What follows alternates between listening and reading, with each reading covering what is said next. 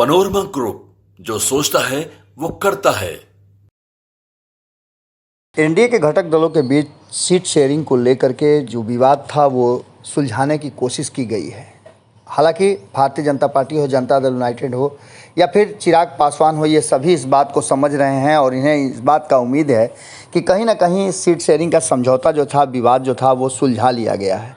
और इस सुलझे हुए विवाद को लेकर के कहीं ना कहीं एक बात तो साफ नज़र आ रही है कि संतुष्टि नज़र आ रही है चिराग पासवान के चेहरे पर। लेकिन अभी तक जनता दल यूनाइटेड और भारतीय जनता पार्टी इस बात का जश्न नहीं मना रही है। इसके पीछे का कारण क्या है? तो इसके पीछे का कारण बहुत बड़ा है और बड़ा कारण ये है कि अभी भी भारतीय जनता पार्टी इतना सब कुछ होने के बाद, नीतीश कुमार को अपने खेमे में लाने के बाद और एक तरह से कहिए कि इंडिया गठबंधन को तोड़ने के बाद भी, टूटने के बाद भी भारतीय जनता पार्टी को इस बात की संतुष्टि नहीं है कि वो पूरी तरह से इस लड़ाई में जीत चुकी है या जो उसने फार्मूला तय किया है 40 में 40 वो हासिल कर लेगी। इसके पीछे का कारण ये है कि जिस तरह से पशुपति कुमार पारस बाहर हो गए हैं, लगभग वो ये घोषणा कर चुके हैं कि वो अब एनडीए का हिस्सा नहीं है, क्योंकि एनडीए से जो ऑफ़र था उन्हें, उस ऑफ़र को उन्होंने ठुकरा दिया है। अब आगे क्या करेंगे ये 48 घंटे में उन्होंने 2 दिन पहले ही बता दिया कि तय करेंगे और उस 48 घंटे की मियाद आज शाम में पूरी हो जाएगी। इस बीच में आपने देखा कि मुकेश सहनी भी लगातार दिल्ली में डेरा डाले हुए थे, लेकिन अभी तक उनके तरफ से भी कोई फैसला नहीं आया है। उनके लोगों से जब हमारी बातचीत हुई, उनके करीबियों से जब हमारी मंत्रणा हुई या फिर कहिए कि हमने कोशिश किया पूछने का कि भाई आप कर क्या रहे हैं, तो उन्होंने सीधे तौर पे कहा कि वेट कीजिए, आज शाम तक कोई फैसला बड़ा आपके सामने देखने को मिलेगा और चौंकाने वाला भी होगा। इसके साथ साथ आपको बता दें कि चाहे वो उपेंद्र कुशवाहा हो जिन्होंने चुप्पी साध रखी हो, ये सभी लोग कहीं ना कहीं इस बात को लेकर के चिंता बढ़ाए हुए हैं भारतीय जनता पार्टी की कि भारतीय जनता पार्टी आखिर करेगी क्या। हालांकि इस पूरे प्रकरण में जनता दल यूनाइटेड की जीत जरूर हुई है।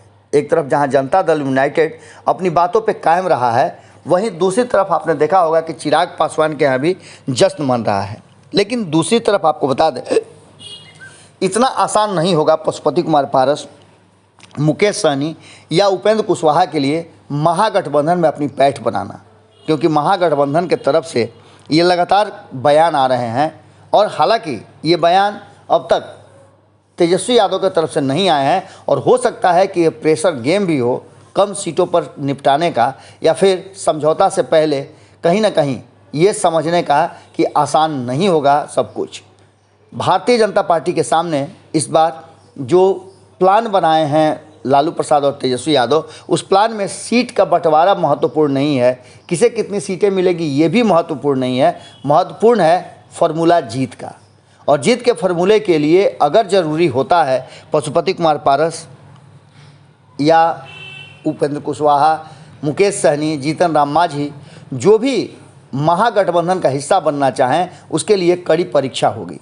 क्योंकि सुनील सिंह ने एक बयान में ये बात साफ कर दिया है कि बार बार हम जो लोग पीछे हो गए हैं, जो लोग हाशिए से बाहर हो गए हैं, उन्हें मृत प्राय लोगों को जीवित करने का ठेका नहीं लिया है। इससे पहले भी हम कर चुके हैं ऐसा, और करने का नतीजा भी हम देख चुके हैं। यानी उनका सीधा सीधा इशारा जनता दल यूनाइटेड और नीतीश कुमार की तरफ था। अब आने वाला जो 2024 का चुनाव है, जिसकी रणभेरी फूकी जा चुकी है, उसको लेकर के 2 दिनों तक महागठबंधन में सीट शेयरिंग का फार्मूला जो बिहार से जुड़ा हुआ था वो रोक दिया गया है। उस पर चर्चा और बहस 48 घंटे के बाद करने की बात कही गई है। तेजस्वी यादव दिल्ली में इस बैठक में शामिल होने वाले थे, लेकिन अचानक से उस बैठक को कैंसिल करके इस पूरे प्रकरण पर नज़र बनाए हुए हैं। अब देखना दिलचस्प होगा कि आज शाम तक बिहार की राजनीति कौन सा खेल दिखाती है। खास करके इस बात को लेकर के चर्चाएं तेज हो गई हैं कि क्या फैसला होगा, कुछ अलग होना है। ये बात तो इशारा में पता चल रहा है, लेकिन नीतीश की पूरी चाल, कहा जा रहा है कि तेजस्वी यादव ने समझ लिया है कि वो आखिर गए क्यों हैं और 16 सीटों पर टिके क्यों हैं। भारतीय जनता पार्टी ये बात समझे या ना समझे, लेकिन एक बात साफ नज़र आ रहा है कि नीतीश कुमार भारतीय जनता पार्टी के साथ तो गए हैं, लेकिन नीतीश कुमार मजबूत नहीं बल्कि उसी जगह खड़े हैं क्योंकि जिस तरह से उन्होंने 17 महीने शासन चलाया बिहार में, उसको लेकर के एक खास वर्ग में नाराज़गी बहुत ज़्यादा है।